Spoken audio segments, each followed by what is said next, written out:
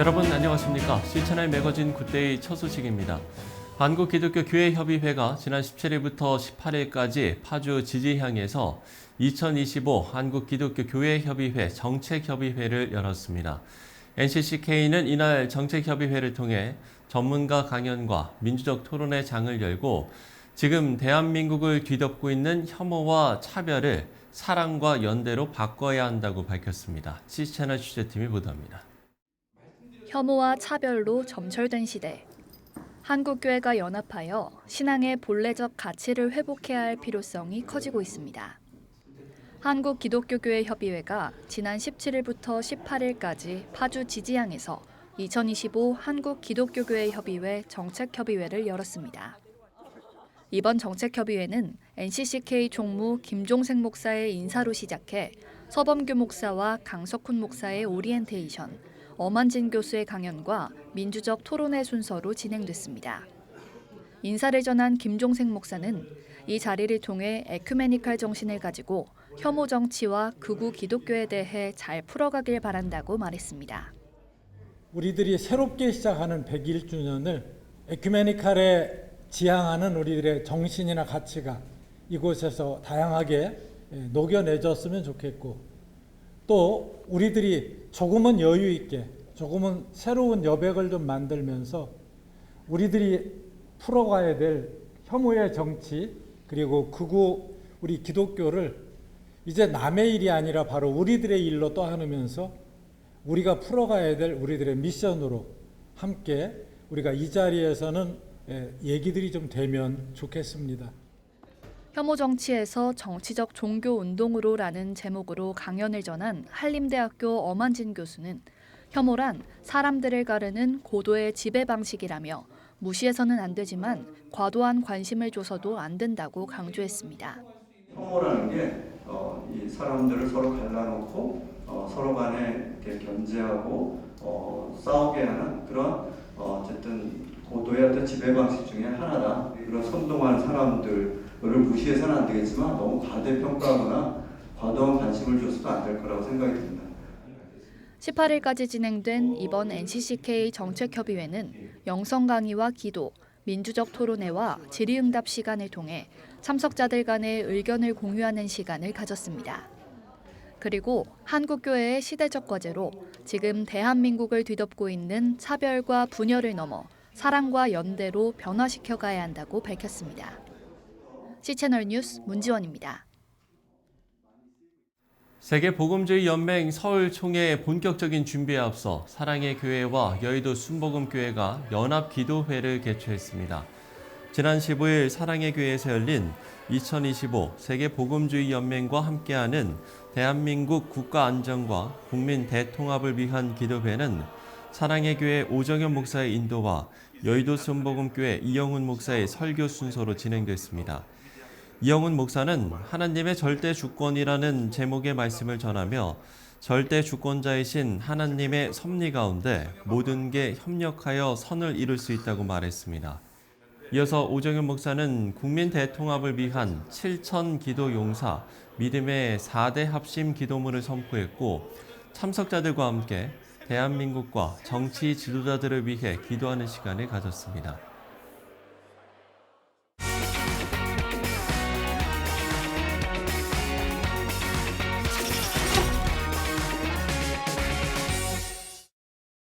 최근 한국교회 이단대책위원장 협의회가 각 교단들이 통일된 시각으로 이단을 규정하기 위한 표준안 마련에 시급하다고 말하고 이를 위한 표준 공동 항목을 제시했습니다.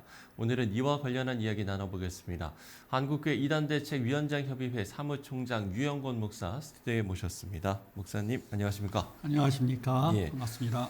자, 지난달이었죠. 한국교회 이단대책위원장 협의회가 한국교회 이단 규정을 위한 표준 공동 항목을 마련했다고요? 어떤 내용입니까? 예, 맞습니다. 한국교회 이단대책위원장 협의회에서 한국교회가 이단을 규정할 때 네. 일치된 기준을 가지고 이단을 규정하면 좋겠다라는 바람이 있었었는데 네네. 그동안 여러 번 이제 모임을 통해서 준비를 해오다가 지난번 모임 때 표준안을 만들었습니다. 그리고 지금은 표준안을 각 교단의 이단 대책위원회 보내서 수렴을 하고 있는 그러한 과정 중에 있고요. 절차에 따라서 진행될 거라고 생각이 됩니다. 예. 이렇게 되면 아마 앞으로 한국 교회가 이단 대처할 때 굉장히 효과 있는 강력한 힘을 발휘할 수 있는 배경이 만들어지지 않을까라고 판단됩니다. 예. 그럼 연장선상에서 표준 항목이라는 거 어떤 좀 의미를 담고 있다라고 보면 되겠습니까? 이단 규정은 교단의 몫입니다. 예. 그 이단을 규정할 때 상황에 따라서 필요한 또 사람들이 생각할 수 있는 요인에 근거해서 이단 규정이 되면 안 되고 예. 통일성이고 일관성 있는 기준에 의해서 규정이 돼야 되는데 이번 표준을 만드는 이 작업이 아마 그 부분에 있어서의 역할을 할 것이다라고 생각이 되어지고 무엇보다도 한국에는 많은 교단들이 있는데 많은 교단들이 각 교단의 신학과 교리에 의해서 이단을 규정하다 보니까 예. 상이한 부분들이 있습니다. 규정 내용이 그러한 부분에 있어서도 일치된 통일성 있는 그 표준안을 가지고 있을 때 그게 가능하니까 그런 면에서 표준안을 만들어서 통일성 있는 이단 규정을 해야 되겠다라고 이제 해왔는데 그러한 부분에 있어서 또한 역할을 할 것이다라고 판단이 됩니다. 예. 그러니까 통일성과 일관성의 어떤 필요성 이런 그렇죠, 부분을 그렇죠. 이야기를 해주신 건데 그러면 그런 이제 필요성에 대해서 좀 더 이야기를 나눠보면 그 동안에 뭐 어떤 폐해들이 좀 있었는지 이런 부분도 좀 궁금하고요. 우선은 교단이 이단을 규정하는 것은 네. 이단을 규정해서 교단에 있는 교회와 성도들의 그 신앙을 이단으로부터 보호하는 것인데 예. 그러려면 이단에 대한 규정을 성도와 교회가 가지다가 이단을 판단하거나 파악할 때 활용할 수 있어야 되는데 상황에 따라서 다른 기준에 의해서 만들어지면 네. 신뢰성이 문제가 되니까 이제 성도와 교단들이 어느 것을 가져다가 쓰는지에 대한 혼선이 있을 수밖에 없어서 그러한 문제가 있었고요. 두 번째는 마찬가지로 여러 교단이 있고 여러 교단이 각 교단의 기준을 가지고 이단을 규정하다 보니까 네. 한국 교회와 또 성도들이 교단들이 그 만들어낸 결정한 내용을 가지다가 활용할 수 있어야 되는데 각 교단이 결정한 그 내용들이 상이하다 보니까 어느 교단의 그 규정이 옳으냐, 어느 교단의 규정을 따라야 되는가에 대한 혼선이 있을 수밖에 없고 그렇죠. 더 나아가서는 또 다툼도 있었었거든요. 이제 그러한 부분들의 폐해가 있었다. 세 번째는 더 중요한 문제인데 이단을 이제 규정을 하게 되면 이단으로 규정되는 단체는 집단은 굉장한 타격이 있거든요. 예, 예. 그럴 때에 자신들의 그 타격을 최소화하려면 교단의 이단 규정을 좀 의미 없는 것으로 만들어야 되는데 그럴 때 가장 좋은 핑계거리, 빌미가 될 수 있는 것이 교단마다 이단 규정 결과가 다르다, 상이하다. 그러므로 어느 교단 거를 우리가 따라야 하는지에 대한 정리가 되지 않는다라는 그러한 내용으로 그 집단에 있는 내부 단속을 할 때 교육을 하거나 홍보를 통해서 이제 자신들이 갖고 있는 또 이단 규정된 결과로부터 회피할 수 있을 때 좋은 근거가 되어 왔습니다. 따라서 그러한 것을 극복하려면 반드시 여러 교단이 있지만 각 교단들이 함께 적용할 수 있는 표준이 꼭 필요하겠다. 이런 면에 있어서 필요성이 매우 많았었고요. 또 그러한 피해를 줄일 수 있는 하나의 중요한 방편이 될 거다라고 생각이 됩니다. 예. 이번 표준 항목이 채택되기 위해서 어떤 과정들이 필요한 겁니까? 이제 저희 협의회에서 표준안을 이제 만들었고요. 예. 만들었지만 이거는 이제 협의회 안에서의 만들어진 표준안이니까 이 표준안을 각 교단의 이대위로 보내게 됩니다. 예. 그러면 각 이대위가 각 교단의 신학과 교리에 근거해서 살펴보고 수정할 부분이 있거나 첨삭할 부분이 있으면 이제 저희들한테 의견을 주게 되고 저희가 이제 그런 모든 걸 수렴해서 최종안을 만들어서 예. 다시 이대위에 보낼 것이고 이대위는 각 총회 교단의 총회에 보고를 해서 허락을 받게 되는 이제 절차를 밟게 될 것입니다. 그래서 허락이 되면 한국 교회가 활용할 수 있는 표준안이 만들어지게 되어져 있습니다. 예. 여기에서 이제 우리가 좀 더 본질적인 질문도 좀 드려봐야 될 것 같은데 결국에는 우리가 이 이단을 경계하고 주의해야 될 필요성은 가장 큰 위험성이 일반 성도들의 삶에 직접적으로 영향을 미친다는 거 이 부분 아니겠습니까? 맞습니다. 사실은 이단에 의한 피해가 가장 크게 나타나는 것은 이제 성도 한 사람이거든요. 그러니까. 그 성도 한 사람이 이단에 미혹되어서 빠지면 그 사람의 인생 전체가 망가지기 때문에 그 피해가 가장 크고요. 또 한 사람이 이단에 빠지면 그 사람이 속한 가정도 붕괴되고 파괴되는 그런 피해가 있고 예. 사회 속에서도 반사회적이거나 반도덕적인 행위를 이단들이 할 경우에 사회가 이단으로 이렇게 분리해서 평가하는 게 아니라 한국교회 전체의 한 부분으로 생각하고 있기 때문에 결국은 한국교회가 이렇게 비판을 받는 그런 배경이 되는 피해가 있고요. 예, 예. 또 무엇보다도 사회적으로 국가적으로도 반사회적이거나 반도덕적인 행위를 하게 되면 우리가 그동안 경험한 것처럼 사회나 그 국가 안에서의 혼란 이것 또한 굉장히 큰 문제가 되고 있고요.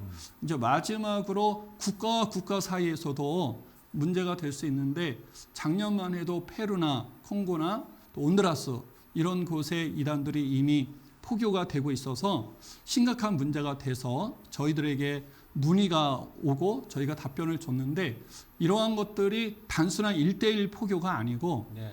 그 나라의 기관이나 중요 인물들을 통해서 포교가 되어지고 있기 때문에 나중에는 나라와 나라 사이에도 문제가 될 수 있다 해서 이단의 피해는 이렇게 다양하게 다방면에서 나타날 거라고 생각이 되는데 무엇보다도 지금 가장 우려스러운 것은 한국의 이단들이 규모가 커지고 있어서 규모가 커지면 조직화되고 또 돈이 많아지고 또 동원할 수 있는 인력도 많아지다 보니까 포교에 있어서 온라인 안팎으로 이런 포교 전략이나 전술에 있어서 엄청난 그 질 높은 그러한 전술이나 전략들을 만들어낼 수 있는데 네.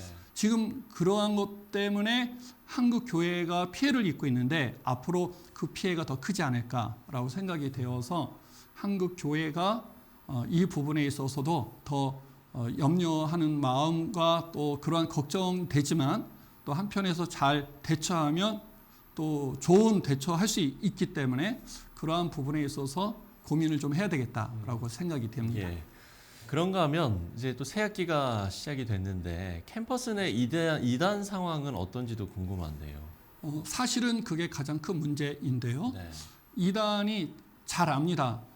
어떤 연령대의 대상을 포교할 때 포교가 가장 잘 되는지를 너무 잘 아는데 포교가 가장 잘 되는 연령이 고등학교를 막 졸업하고 대학교에 진학하는 그 사이입니다. 네. 왜냐하면 대학교에 진학을 하게 되면 가정을 떠나는 경우가 생기고 또 독립해야 되고 또 새로운 친구들이 만들어지고 또 새로운 동아리나 이러한 모임들이 형성이 되고 무엇보다도 이제 대학교에 진학을 하게 되면 자기 미래에 대해서 고민을 하게 되는데 현재 상황이 이렇게 편안하지만 않고 불안하고 또 그렇기 때문에 그런 염려를 하게 되는데 그럴 때 이단들이 접촉하면 쉽게 포교가 되고 있죠. 그러다 보니까 대한민국의 주류를 형성하고 있는 이단들은 대부분 대학교에 침투해 있다. 그리고 대학교 중심으로 포교하고 있다. 네, 네. 이것이 이제 가장 큰 문제 중에 하나다라고 생각이 되어지고 무엇보다도 현재 한국의 이단들의 그 힘을 좀 가지고 있는 이단들은 대학교를 아예 매수해 버려서 그 자신들이 매입한 그 대학 중심으로 또 포교를 더 강력하게 할 테니까 이러한 것들이 매우 염려 속에 걱정되는 부분으로 있습니다. 예. 자, 우리가 이단을 근절하고 경계하기 위한 노력들 정말 끊이지 않아야 할 텐데요. 그러기 위해서는 한국교회의 관심과 기도가 필요할 것 같습니다. 끝으로 기도 제목을 나눠주신다면요. 우선은 한국 교회가 이단으로부터 좀 자유로웠으면 좋겠다. 또 한국 교회가 이단을 잘 대처해서 이단에 미혹되어 가는 사람들이 없으면 좋겠다. 이러한 바람과 함께 기도를 좀 하고 싶고요. 예. 오늘 말씀드린 것처럼 이번에 한국 교단 이단 대책위원장 협의회가 만들고 있는 이 표준안이 각 교단마다 잘 허락이 되어서 활용이 잘 되었으면 또 이것이 이단 대처에 큰 힘을 발휘했으면 좋겠다라는 바람과 함께 기도 제목을 드립니다. 예, 알겠습니다. 기도 제목까지 나눠주셨습니다. 우리 시청자 여러분들께서도 함께 기도해 주시면 좋을 것 같습니다. 지금까지 한국교회 이단대책위원장협의회 유영권 사무총장과 이야기 나눠봤습니다. 사무총장님, 오늘 말씀 고맙습니다. 네, 감사합니다.